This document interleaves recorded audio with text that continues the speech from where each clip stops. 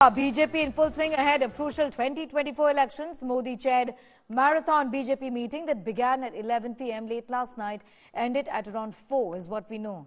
The BJP convened its Central Election Committee meeting to finalize the first list of candidates for Lok Sabha elections. First list of Lok Sabha candidates may include names of all the top guns, including Prime Minister Modi from Varanasi, Home Minister Amit Shah from Gandhinagar, Rajnath Singh, Nirmala, Sitharaman and Jyotiraditya, Sindhia. During the meeting, BJP has finalized over 100 candidates. That includes fresh faces and more women representation. BJP has set its focus on 164 cluster seats where party had to face defeat in 2019 Lok Sabha elections. Or those seats where BJP's victory margin was very less. The party has decided to give 6 Lok Sabha seats to its allies in UP, 3 to allies in Assam. Seat sharing talks are on in Bihar, JDU, LDP and Hum, and the same in Maharashtra. Talks are underway with the Shinde Sena faction and NCP Ajit Pawar faction. The Saffron party is mulling to fight on all of 10 Lok Sabha seats in Haryana is what we've learned.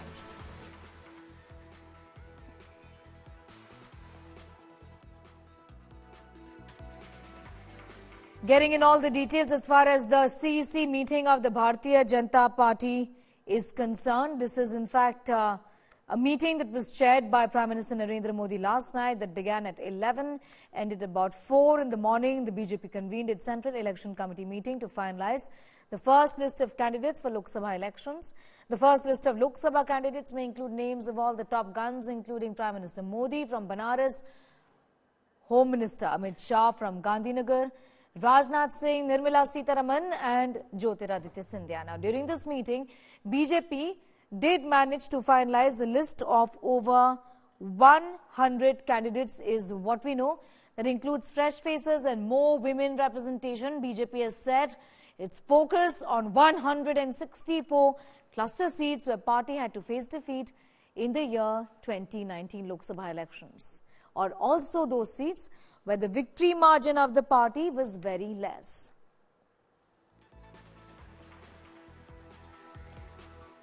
BJP has decided to give 6 Lok Sabha seats to its allies in Uttar Pradesh, 3 to allies in Assam. Seat sharing talks are on in Bihar, with JDU, LDP and Hum, and the same in Maharashtra. Talks are underway with Shinde Sena and NCP's Ajit Pawar faction. The Saffron party is willing to fight on all seats, all Lok Sabha seats in the state of Haryana.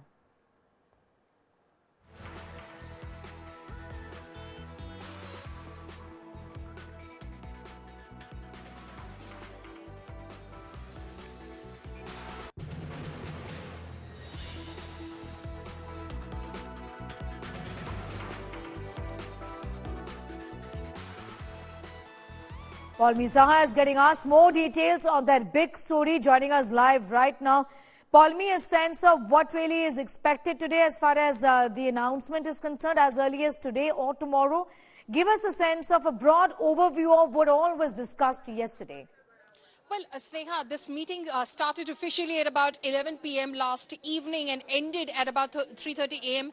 in the morning. The Prime Minister chaired that meeting, and beforehand, at past 7 p.m., around 7:30 p.m. is when a meeting started at his residence at 7 Lok Kalyan Marg, where Home Minister Amit Shah and BJP President JP Nadda were present. That went on till about 10:30 p.m. before they moved to the BJP headquarters. Several states were discussed.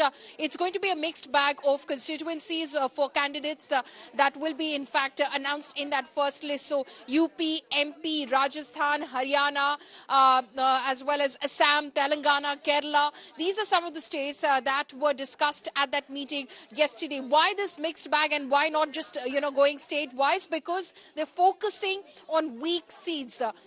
Seats that the party contested on in the 2019 assembly election, general election, and then lost, or those that they won by a wafer-thin margin. That is what the party wants to focus on. So you will have the first list, which will, of course, name some of the high-profile candidates, and then, of course, new candidates as well, because union ministers will be named, who are members of the upper house of parliament, will be named as candidates for some of these constituencies as well. So their names are likely to feature in this list as well, because they of course are, the strongest faces, the most prominent faces of the Bharatiya Janata Party. They'll be in that list, and then subsequently the list will focus on the weaker seats. So it's going to be a list of anywhere between 100 to 125 that we're expecting that first list to focus on this, because the BJP wants everyone who's fresh basically to go out there, or is going to be pitted from a constituency that the party has been losing from. So hence it's got a huge task ahead of itself. So it gives each of these candidates a lot of time to hit the ground running before the model code of conduct is put in place. This is something that the party started with during the assembly elections of Madhya Pradesh, Rajasthan and Chhattisgarh towards the end of last year. It was not something that they did previously. Many couldn't recall when was the last time that the party had announced a list of candidates, at least the first list of candidates, even before the election schedule had been announced. But something that they started from the assembly elections of the end of last year, and something which they wish to carry on into the Lok Sabha elections. So it's going to focus on high-profile candidates, and it's going to focus on candidates who will be taking on the challenge of ensuring that the BJP reaches the 370 mark for the party that the Prime Minister has set. Well, like you said, it's rather unusual, not very often that a party actually makes an announcement of this nature even before the election days are announced. But a lot of chatter around who really could be making it to the first list, and we'll get that out for our viewers as well in a few moments from now. But there will be many fresh faces is what Polemy is indicating to us. Certainly the big names will appear in the first list is what we know. We'll get in more details of that, but what we clearly know is that the party is in full swing ahead of crucial elections. The Prime Minister chaired marathon BJP meeting that began at 11 last night, ended at 4. The BJP convened its Central Election Committee meeting to finalize the first list of candidates for Lok Sabha elections. The first list of Lok Sabha candidates may include the names of all the top guns, including Prime Minister Modi from Banaras, Home Minister Amit Shah from Gandhinagar, Rajnath Singh, Nirmala Sitharaman, Jyotiraditya, Sindhia. During the meeting, BJP has finalized a list of over 100 candidates, which includes fresh faces and more women representation as well. The party has set its focus on 164 cluster seats where party had to face defeat in 2019 Lok Sabha elections, or those seats where BJP's victory margin was poor. The BJP has decided to give 6 Lok Sabha seats to its allies in UP, 3 to allies in Assam. Seat sharing talks are on in Bihar with JDU, LDP, HAM, and the same in Maharashtra. Talks are underway with Shinde Sena and NCP Ajit faction.